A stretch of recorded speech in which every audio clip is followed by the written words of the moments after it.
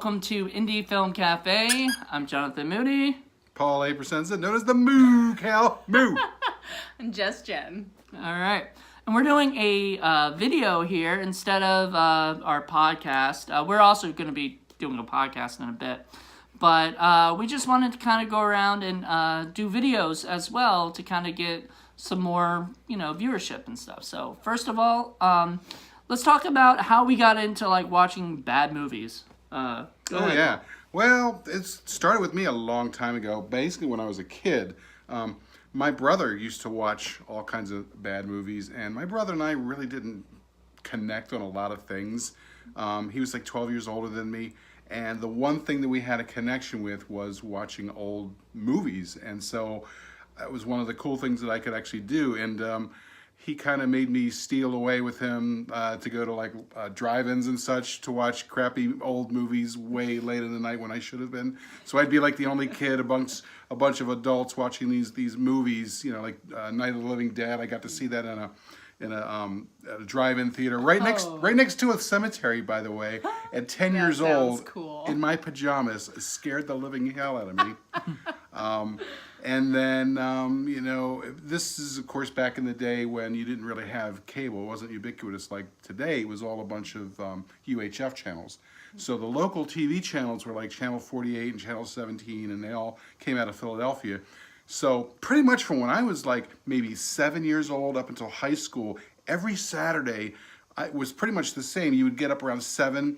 You'd run out there in your PJs with a giant bowl of sugary cereal. You'd plop yourself in front of the TV, and it was Dr. Shock and Creature Double Feature and cartoons and Three Stooges and everything until dinner time. So 8, 10, 12 hours worth of entertainment, and it was mostly monster movies and such. And it's back then they were playing a lot of public domain stuff, so that's where a lot of my love for the old crappy stinkers come from. Just part of my childhood. All right. What about you, Just Jen? I didn't really get into... Yeah, Paul, I see it. I didn't really get into stinky movies until recently. I mean, I didn't grow up on them. I grew up on just regular movies. Hey, some of them are good. I know. But let's say within the past couple years, I would visit my folks and they didn't have cable. They had antenna TV, and I got addicted to the old Batman and Robin, which I introduced my nephew to. And nice. We used to have our Biff nighttime. Powell. Yes. Yeah, we used to cuddle up at nighttime, and that's what we would watch, followed by Wonder Woman because she was amazing. And then me and my dad actually would sit and watch Svengoolie. Oh, yeah. And the old horror movies. Some of them were really cheesy and kind of dumb, but they were always just a lot of fun. Mm-hmm. So I just started watching those, and then I met you, and it was all downhill from there. A lot of people say that. Well, for me, I'm trying to think. I know when I was a kid, USA used to put up a bunch of really bad movies, not just for USA Up All Night, which I wasn't really old enough to stay up and watch those movies and stuff. I had to be in bed by 10 or whatever. But I would watch, but I knew of it, and stuff, and I knew of those things. But I remember during the day, USA used to play Revenge of the Nerds, which I view as kind of a stinky movie, but kind of fun. And and Nerds in Love was one of my favorite. That was so bad. But and Toxic Avenger and stuff like that. Yeah. And they used to play Toxic Avenger, and I thought that was pretty cool. But it wasn't until about 2005 or 4, I think 4. I started to, I read a book. A friend of mine suggested a book because I was going into filmmaking and stuff and trying, and he suggested a book called Make Your Own Damn Movie by Lloyd Kaufman. I have it too, it's great. And so I read that, and I was obsessed with Troma after that, the stuff that they were talking about. So I started watching Troma, I started watching Tempe, I started watching Chris Seaver, all these different movies, and then I guess it's kind of like a back catalog of like stinky movies. Like, also back in was it no not 2000 maybe 1998 or so, I fell in love with the movie Ed Wood, which is still my favorite movie of all time. And I did watch. I did watch Plan 9 from Outer Space, which is the movie he's got on his shirt. But it is like one of the best movies, and I was lucky enough to play a zombie in the remake, so that was pretty neat. Pretty cool. That's like the closest to actually working with Ed Wood that I'll probably ever get, because he's passed on, sadly. Yeah. But yeah, it was awesome, and I enjoyed watching these movies. And then I met Paul at a Music Store Massacre, which is a movie April's movie. Gordy Price did, and wonderful, fun movie. Goofy, we may do that on the show, because it is, Sure. it's a B movie. But yeah, it was, a fun little thing. And then we met there, and then we started realizing, oh shit, we love like these awful B movies. So we History was made. created Indie Film Cafe as part of that thing. We were originally starting it as a YouTube channel, so hey, it's finally happening. We all come back around. I know. So and one of the things I did want to suggest, because you had talked about Lloyd's book, the thing about in the 80s, there were two important things for me that I ended up reading. The first one was the Golden Turkey Awards. I don't know if you ever read that book. Michael Medved and I forget the name of the other guy. I know of it. I've never read it. But it's a classic, and it's one of those things that kind of sort of sets the tone or the baseline for stinky movies if you want to really get into it. And it talks about a whole variety of them. And I loved that book to death. That was a big plus. And then the second thing was Joe Bob Briggs, who in the 80s was writing about drive-in theater and B movies. I just got his book for free the other day. Yeah, it's great, and he's got several. I've got them all, but he was still writing them at the Dallas Times Herald back in the 80s, and I would love to be able to get to read those, because they were just hysterical, and he was writing them in a bunch of strange personas and characters and such, but he was still doing what was basically B movies and drive-in theater and silly monster movies, and those two things had a profound effect on the kind of entertainment that I preferred. Right. So. So I mean, I guess Troma was my thing, and a lot of people actually, Troma is the gateway into this world. The gateway drug. Gateway That's just what I drug was thinking. of Lloyd this world. Kaufman, the pusher that he is. Yeah, well, and I've never worked on a Troma movie, though. I have seen behind the scenes of what it was like, and I'm okay. I don't need to I don't need to be put through that. Tromerific. But I love everybody who's ever worked on that, and I'm friends with a lot of people that are part of it. So, great stuff. But I think Troma for me was it, and it seems like for you it was really him, more or less. I mean, and the other old stuff, Dragging Watch the somebody old down into stuff. the pit again. Well, I also watched a lot of MST3K. There you go. And then riff tracks in the theaters, which is so much fun. And that's another thing is, once you get into the 90s, it's Mystery Science Theater 3000 that also introduced stinky movies into a huge amount of people, and it's very influential. Yeah. And then, of course, like you said, riff tracks and Cinematic Titanic and other things. And, now there's the new Misty that's out there. Yep. So, yeah, it's what do you think of that? I've only ever seen parts of the first one and the second one. I'm glad it's there. It's not to me as good as the originals. It's hard to top the originals. It really is. Well, also you have fond memories of the original, so I don't know. I find the sense of humor an odd mixture of both Joel and Mike. So depending on who you like, you're gonna like about half the jokes. But I have noticed they make a lot of references to old MST3K movies. Mm-hmm. And if you haven't seen the old ones, I know I've heard a couple Puma Man references in the new one. Puma Man. Pumaman. Yes.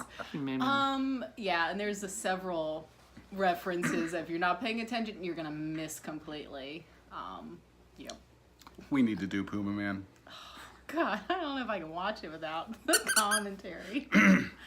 you know, So you'd make your bad. own commentary. Right, right. That'd Well, be I the thing. know, but It wouldn't be as good, probably. No. Because, I mean, if you think about it, MST3K, when they do commentary, they write out all the jokes. They probably watch the movie like a million times, you Way too know, many and then they do it, you know, and stuff. And it's just, it's completely different than what we do, which is watch the movie and then we just talk about it. Well, yeah, we're more off the cuff with that. Although that could be a blessing and a curse. Mystery also put out a book that's pretty cool, where they sort of go over all the different episodes. And at one point, I think it was Frank Conniff who was talking about the worst movie or the hardest movie that they ever had to riff.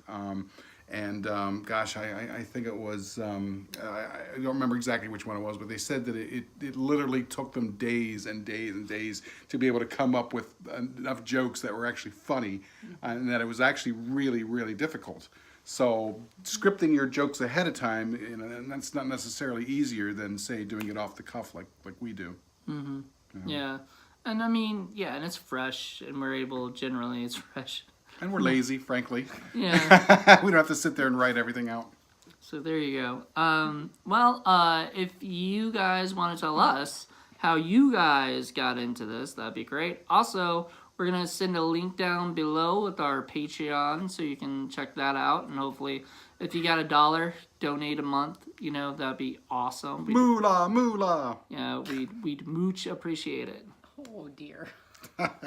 Absolutely. And Oh my God. we also have a website that we are working on currently. Hopefully that'll be coming out.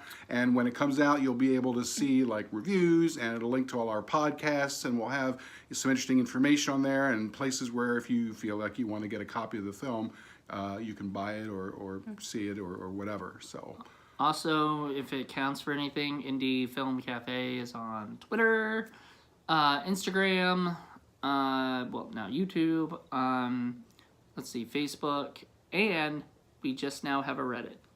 There you go. The first time they ever heard of this, but I started one for Indie Film Cafe, and I have no idea what it is. Completely confused. you'll find out. You'll be sucked into that whole world. I guess. dear. I don't know, but you know, so there you go.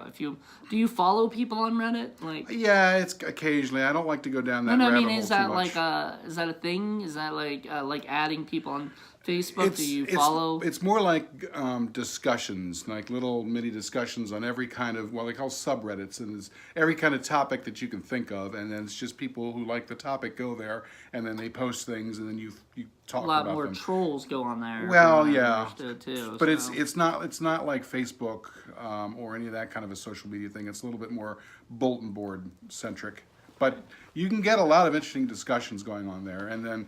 You know, obviously, there's a lot of file swapping and pictures and movies and music and stuff like that that get swapped back and forth, and that can be interesting too, depending on what you're swapping. So, All right. Well, that sounds interesting. I don't know. It'll be an adventure. Have you, Well, have you done Reddit? No. it's a good way. It's an interesting way to meet other people who have like interests without doing the whole social media thing. Oh god, yeah, that social media thing. It's Well. a drag.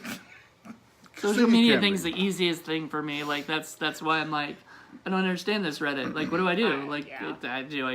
am I able to like things, or am I able to, you know? Yeah, no, it's a very different situation. I guess you comment on stuff that people post or whatever. You can. The thing is that this it's a very different group of people on Reddit. It's a lot more nerdy, sciencey types living in the basement kind of thing than your standard Facebook folks, who's pretty much, it's pretty much gone out to the general public now. Everybody's on Facebook. Everybody's aunt's on Facebook now.